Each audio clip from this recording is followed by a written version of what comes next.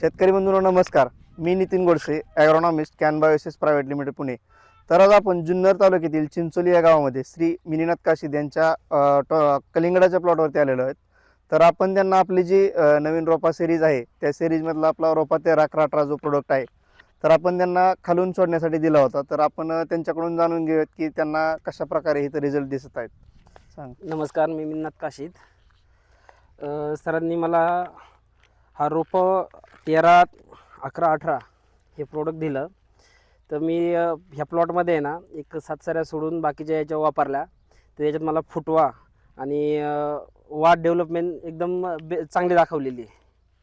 आणि याच्यात नुसतं हे न्यूट्रिशन नसून याच्यात बाकी मायक्रोन्यूट्रन ते भरपूर असल्यामुळे ना प्लॉटमध्ये आता तुम्ही पाहू शकता खाली का कशा पद्धतीने वाढ झाली. शेंडाला वगैरे तुम्हाला शेंडा बिंडा भरपूर असं डेव्हलप झालंय, त्यात काही शंकाच नाही.